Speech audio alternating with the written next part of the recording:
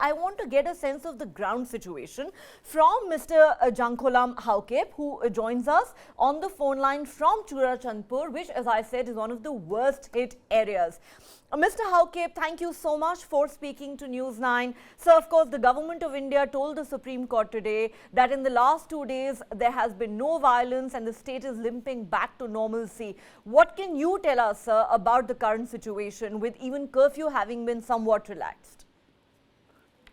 Thank you. Thank you for the opportunity to speak to News 9 and to respect all the guests.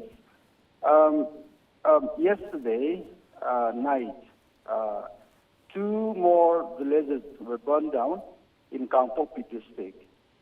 So, of course, this is not in the main town, in the periphery, on the foothills.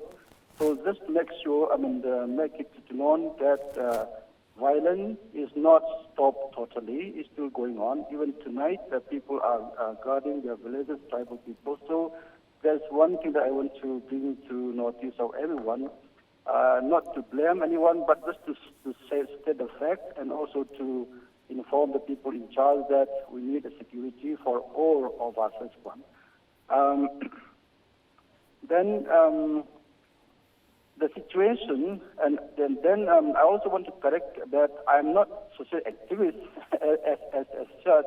I am only the social worker.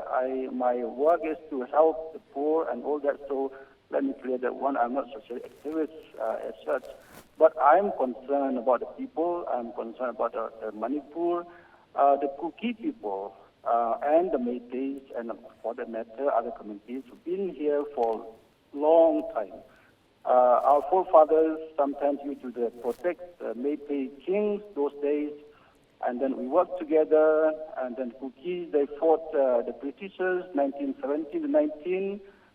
Those days, and then they joined Indian independent movement. So we have so much loyal to India and Manipur. So unfortunately, these things happened this time. Of course, we all demand, we will have needs. That's natural. The tribal people don't, oppose or don't. Feel bad about many other community, but they are concerned about their own survival. That is something that I want to make clear, in a sense that, like in any other cases, the tribal people in Manipur, both the Nagas and Kukis, compared to other communities, we are not advanced. We are still, in many areas, we are still behind. Academic and economic and all that. So therefore, So therefore, that was the reason why people. Mr. Haukep, I take your point, sir. There are deep fault lines that have existed for a long time. This is really about the rights of the people. It is also about resources. But, sir, since you are on the ground in Churachandpur, I want to ask you once again. You mentioned something worrying. You said 2 villages were set on fire just last night. This on a day where the centre actually informed the Supreme Court of India that there's been no violence in the last 2 days. I will ask you once again, sir. Is violence, according to you, still continuing on the ground? Also, are you satisfied with the measures, the security measures that are being taken by the centre in terms of the security forces deployment and the relief and rehabilitation work that's going on? What is it that you want the government to do immediately over the next 48 to 72 hours, sir?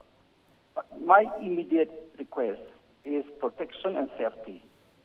And I heard that many army personnel are deployed, but that has to be seen in people's life. There has to be security and protection, and this burning of houses and burning of villages must stop. Otherwise, we cannot go on like this. That's one. Then in terms of the casualties, the number of the villages burned down altogether is 67 up to this morning. The casualties, for example, I know some people in Far were burned alive, and then day before yesterday, someone who had mental problem, he was beaten to death, and the old lady who cannot run away, she was also killed in the village. And those things must stop. And then I appeal, I don't think so that this problem is supported by everyone. So right-thinking people, we must stand up to stop this act, and we must live peacefully. Therefore, I also want to request the state government, please make sure that the duties are done, all the citizens are protected, all the people are respected, and also people who are without home just now. I know that our Marine brothers and Anar brothers, sisters, they are taking care of these people who have lost their homes. We thank them. We appreciate that. The government also must help us in this. In where I am, there are about 17 makeshift camps where the people are here.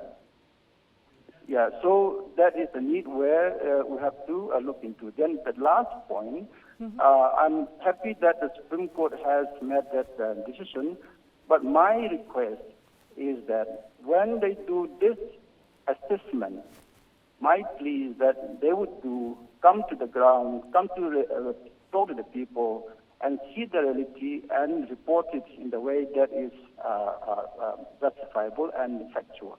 Point taken, sir. Point taken. Okay, let me go across to Hasina Kharbhih at this point. Hasina Kharbhih, there have been a couple of important developments. We've discussed what the Supreme Court said today, that the President of India has the powers to determine whether ST status should be granted to a community, not a High Court. Union Home Minister Amit Shah has said that all the stakeholders will be consulted and no decision will be taken in isolation. My question to you is, do you believe the High Court directive, which was more in the nature of a recommendation, is what really started the fire in Manipur? Do you believe it is the political handling which is to blame? What, according to you, are the factors that have led to Manipur burning over the last few days? If you're looking at Manipur burning for the last few days, we have to take into consideration that there are two sides of it. There was the political angle, and there's also the order that triggered. And also we have, people who want to take advantage of the situation. It's not that it's, in fact, the community is supporting that. No communities in Manipur, after seeing a lot of peace for many, many years now, is supporting the violence. We have seen women from all the indigenous population protecting each other. That's a sign itself that they don't want any more violence. It's enough. But I think the situation of the political angle and the ST triggered, and the advantages that was being taken by people who have, angle to creating this entire divide and violence is a different system altogether. If I look at from the fact that we've been working in Manipur for a long time with displacements and issues and concerns, I see this more from a political and the order, where a lot of miscreants took advantage of the situation. Right. A lot of miscreants did take advantage of the situation, but they say that there has been these fault lines between the three big communities of Manipur, which is the Meitei, the Kukis, and the Nagas, and that it's in a sensitive state like this, and a High Court order like that was going to be inflammatory either way.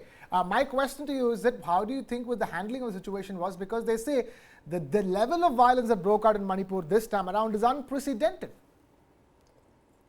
I think the way the violence broke down this time, it's basically design. I look at more as a design, because it cannot just go into a flaring effect in just 4 days. We're burning down of houses, of common people, of people from the communities.